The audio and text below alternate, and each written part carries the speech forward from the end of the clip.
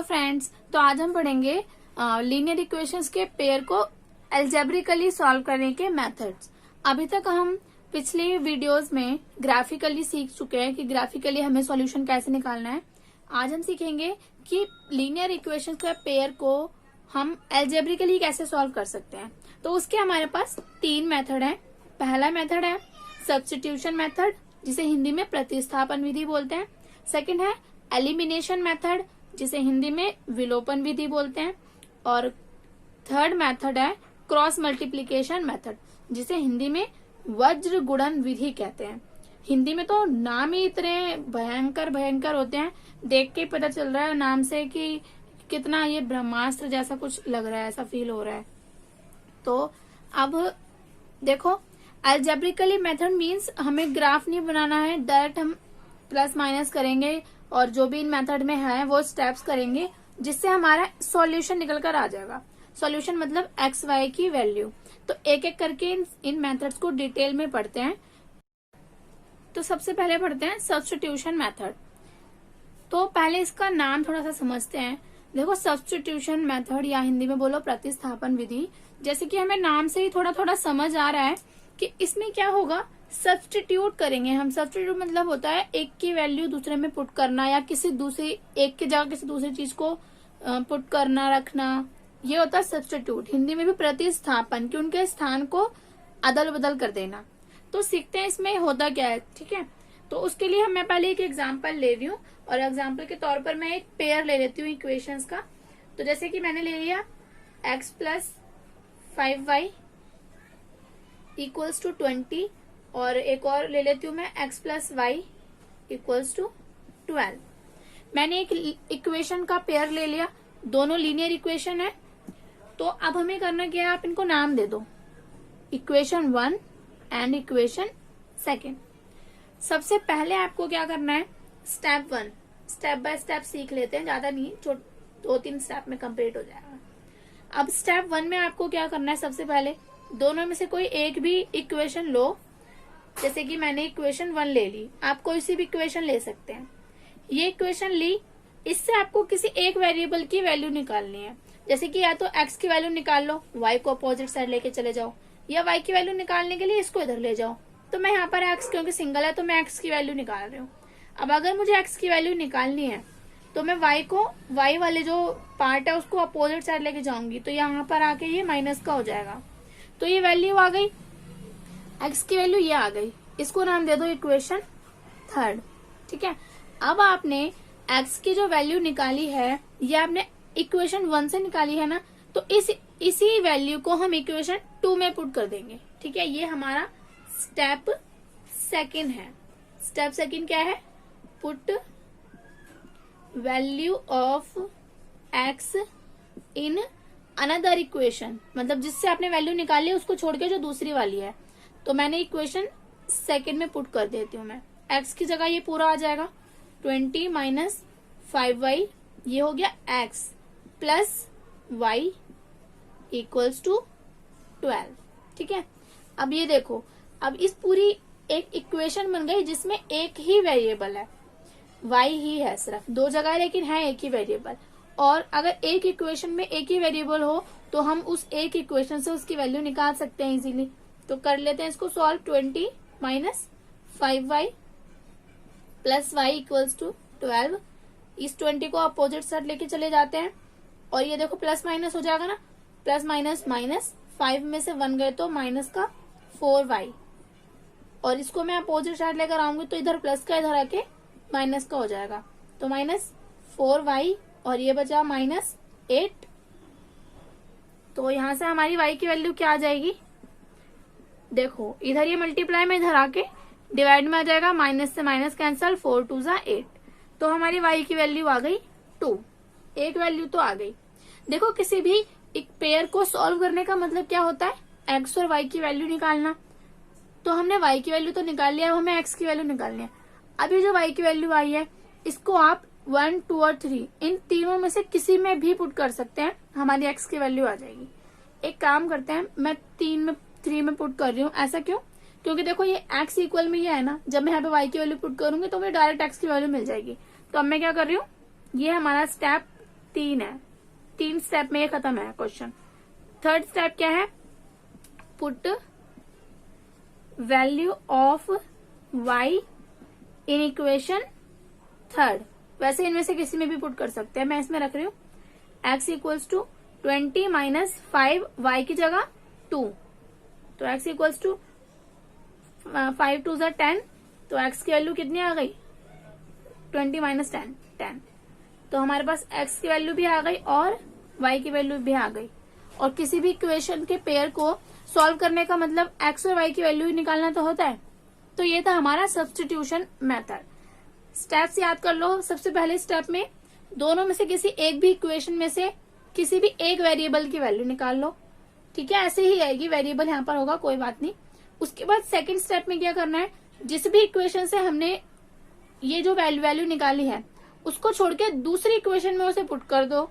जैसे कि हमने फर्स्ट से निकाली थी तो इक्वेशन 2 में पुट कर दिया। अब क्या करना है, जब हम ऐसे पुट करेंगे तो किसी एक वेरिएबल की हमारी वैल्यू आ जाएगी, ठीक है। उसके बाद जब एक वेरिएबल की वैल्यू आ जाएगी तो उस वैल्यू को 1 2 3 तीनों में से किसी में भी पुट कर दो तो हमारा आंसर आ जाएगा। जो अदर वेरिएबल है उसकी भी वैल्यू आ जाएगी। तो अब हम पढ़ते हैं एलिमिनेशन मेथड। एलिमिनेशन मेथड में क्या होगा, हम एक वेरिएबल को पूरा एलिमिनेट कर देंगे, ठीक है। नाम से ही पता चल देख सकते हैं हम, पता चल जाता है। तो एक वेरिएबल पूरा एलिमिनेट कर देंगे जिससे कि एक ही वेरिएबल बचेगा और उसकी वैल्यू इजीली आ जाएगी। तो स्टार्ट करने के लिए हम एक एग्जाम्पल ले लेते हैं, मतलब मैं एक इक्वेशन ले लेती हूँ। मैंने इक्वेशन ले ली, हमने पूरा एक पेयर ले लिया इक्वेशंस का। अब हम एलिमिनेशन मेथड स्टार्ट करते हैं। एलिमिनेशन मेथड में क्या करना है, फर्स्ट स्टेप आपको सबसे पहले देखो, हमें एलिमिनेट करना है किसी भी एक वेरिएबल को। तो आपको क्या करना है, एलिमिनेट कब होगा, जब दोनों सेम होंगे, तभी तो प्लस माइनस करके हम उसे खत्म कर सकते हैं। तो दोनों को सेम बनाना पड़ेगा। अभी देखो, या तो x का कोफिशिएंट सेम हो या y का कोफिशिएंट सेम हो। अगर किसी का भी नहीं है तो हम खुद बनाएंगे। कैसे बनाएंगे, अब देखो एक काम कर सकते हैं, अगर मैं जैसे कि x, या तो मैं x को सेम बना लूं या y को, तो मैं यहाँ पे y को बना रही हूँ, ठीक है, क्योंकि y के नंबर थोड़े छोटे हैं। हम क्या करेंगे, अगर मैं इसको 3 से मल्टीप्लाई करूं तो ये कितना हो जाएगा, 3 चौक 12 है ना, 3 4 ज़ा 12। और अगर मैं इसको 4 से मल्टीप्लाई कर दूं तो ये कितना हो जाएगा, 4 3 ज़ा 12। मतलब हमें क्या करना है, हमें इस वाले नंबर को इससे मल्टीप्लाई कर देना है, इस वाले नंबर को इससे मल्टीप्लाई कर देना है, ताकि मेरा जो y वाला जो कोफिशिएंट है वो सेम हो जाए, ठीक है। आप x वाला भी सेम बना सकते हैं, मैं यहाँ पे y वाला बना रही हूँ। अब मैं मुझे y वाला सेम बनाना है, लेकिन जब मैं मल्टीप्लाई करूंगी तो मैं सिर्फ y की कोफिशिएंट में नहीं, पूरी इक्वेशन में मल्टीप्लाई करेंगे, ठीक है। ये मैथमेटिक्स का रूल है, जब भी मल्टीप्लाई होगा तो दोनों साइड होगा, वो भी पूरे में। तो हम कर क्या रहे हैं, हम कर रहे हैं multiply by multiplying, multiply by 3 in equation 1। मैं इक्वेशन 1 में किससे कर रही हूँ, 3 से, एंड बाय 4 इन इक्वेशन 2, और इक्वेशन 2 को किससे कर रही हूँ, 4 से, ठीक है। तो हम क्या करेंगे, पूरा हमें मल्टीप्लाई करना है ना, तो इस इक्वेशन को मैं किससे मल्टीप्लाई कर रही हूँ, 3 से, और इसको 4 से।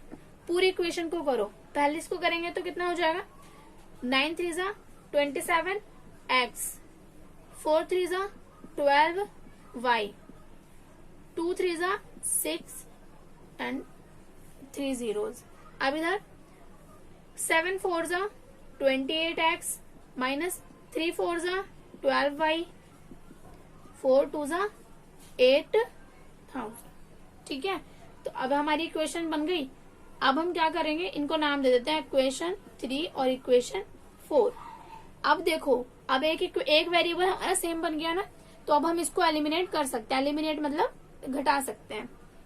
तो अब हम करेंगे क्या, देखो अब मैं यहाँ पे अब माइनस करूंगी, सब्ट्रैक्ट।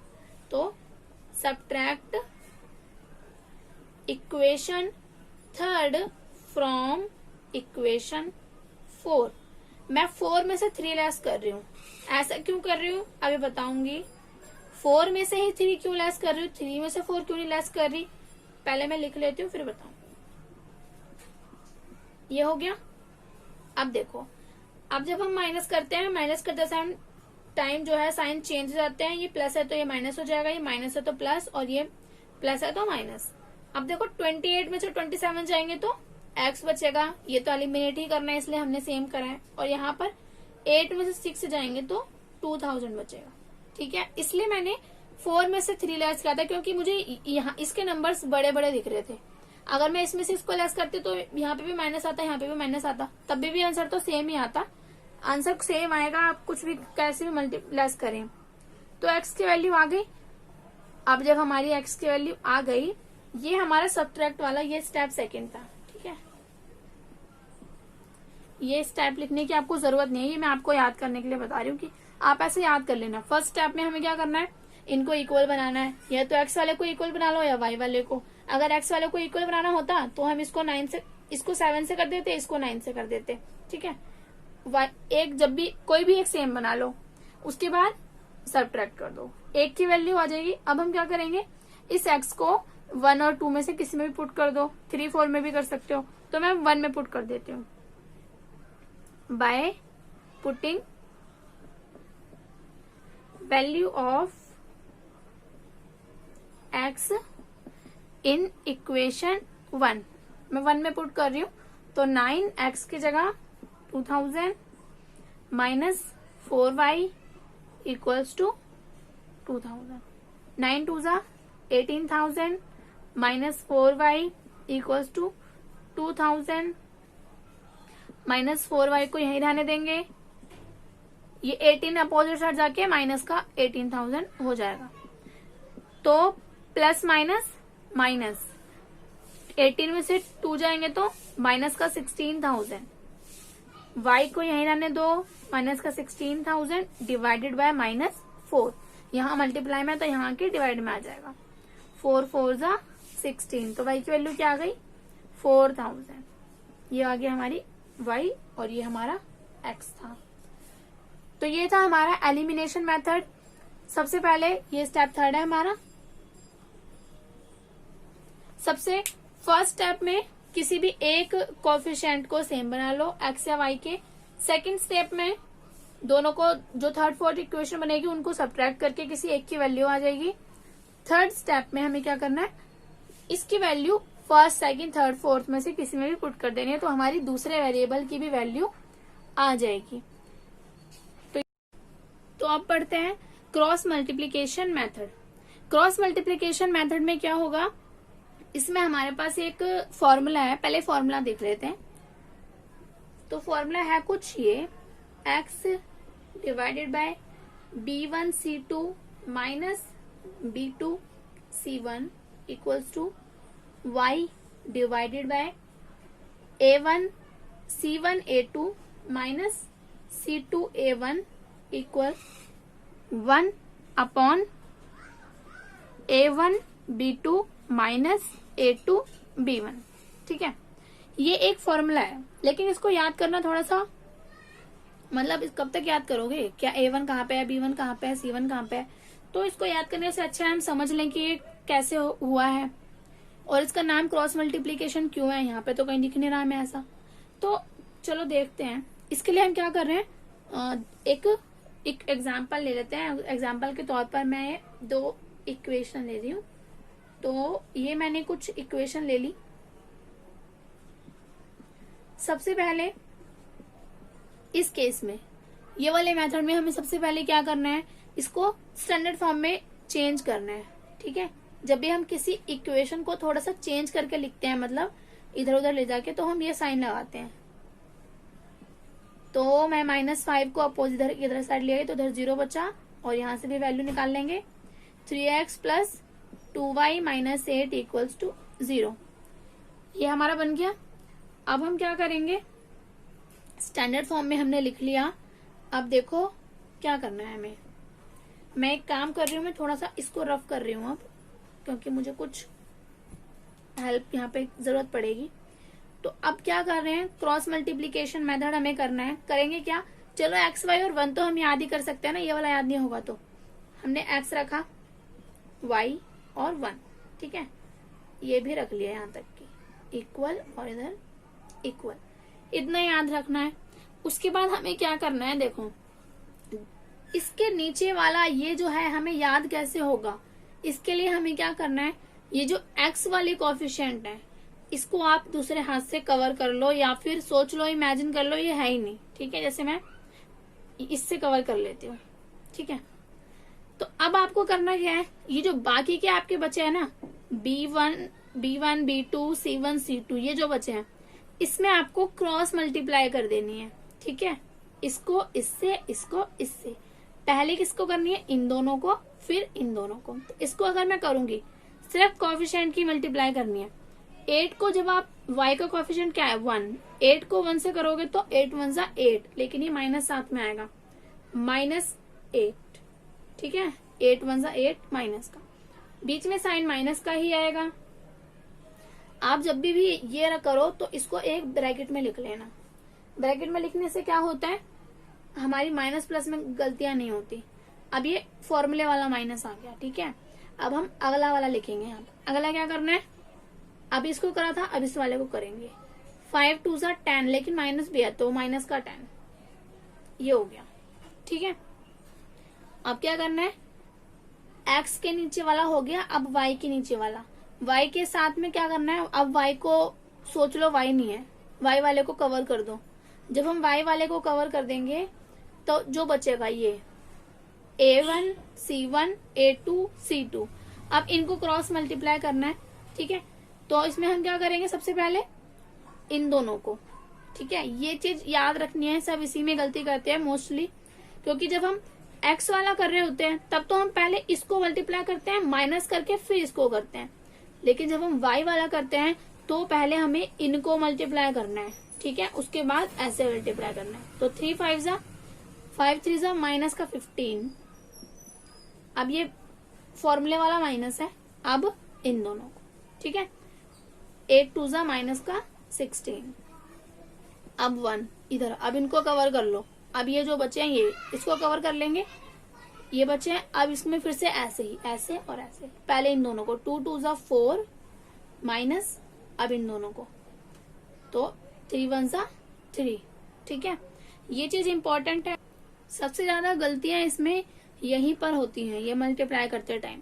तो दो चीजें आपको याद रखनी है, सबसे पहले तो हमेशा ब्रैकेट्स में लिखो, ये वाला माइनस अलग रखो और इनको ब्रैकेट्स में लिखो, चाहे प्लस के हो चाहे माइनस के हो। और दूसरी चीज जो याद रखनी है वही कि जब हम x का कर रहे हैं तो x को कवर करो और सबसे पहले ऐसे मल्टीप्लाई करना है, फिर ऐसे करना है।